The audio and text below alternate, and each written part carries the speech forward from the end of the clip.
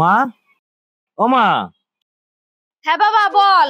আমার খিদে পেয়েছে, খেতে দাও। আচ্ছা বাবা, আমি খাবার রেডি করছি, তুই ফ্রেশ হয়ে আয়। ঠিক আছে মা। কি করছো বিপাশা? তোমাদের মা ছেলের নাটক দেখছি। মানে? সবসময় শুধু মা মা কেন করো? যদি সবসময় মা মা করবে তাহলে আমাকে বিয়ে করেছিলে কেন? বিপাশা, তুমি ঠিকই বলেছো। আমি সব সময় শুধু মা মা করি। সব ছেলেদের বোঝা উচিত বিয়ের পরে মা বাবা ভাই বোন এদের সঙ্গে বেশি সম্পর্ক রাখতে নেই। এদের সঙ্গে এত সম্পর্ক রাখার কি আছে? বিয়ের পরে মা বাবাকে বৃদ্ধাশ্রমে পাঠিয়ে দাও, আর বোন থাকলে বোনকে বিয়ে দিয়ে দাও, আর ভাই থাকলে ভাইকে আলাদা করে দাও। আমি ঠিক বলেছি তো বিপাশা? এই তো এতদিনে তোমার বুদ্ধি হয়েছে। তোমার মতো বউ যে ঘরে আছে সে ঘরে স্বামীদের তো বুদ্ধি হতেই হবে। শোনো, এখন থেকে বাড়ি এসে মাকে নয় আমাকে ডাকবে, আর আমার কথা শুনে চলবে, তাহলে দেখবে তোমার ভালো হবে।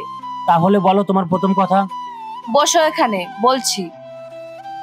রিদ্ধি শোনো, তোমার মা এই বাড়িতে থাক, আর আমরা বাজারের ওই বাড়িতে গিয়ে থাকি। খুব ভালো কথা বলেছো বিপাশা। তোর এত বড় সাহস হয় কিভাবে? একটা মায়ের কাছ থেকে তার সন্তানকে আলাদা করতে চাস? তোর কি কিছু কিছু শাড়ি পরা ছেলেদের মতন মনে হয় আমাকে? আর শোন, আমার বাবা মা আমার কাছে স্বর্গ, আর তুই সেই স্বর্গ থেকে সরিয়ে আমাকে নরকে ঠেলে দিতে চাইছিস? আর তোরা এটা বুঝিস না? তোরা একদিন মা হবি, তোরা একদিন শাশুড়ি হবি। সেদিন যদি তোদের ছেলের বউ তোদের সঙ্গে এমনটা করে তখন তোদের কেমন লাগবে? আর তুই এখনই আমার বাড়ি থেকে বের হয়ে যা। প্লিজ আমাকে এরকম আর বলো না।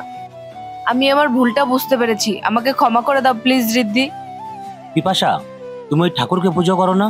ওই ঠাকুরকে পুজো করার আগে নিজের মা বাবাকে পুজো করবে, দেখবে ঠাকুরও খুশি হবে। তুমি ঠিকই বলেছো, আর এখন থেকে আমি ওটাই করব।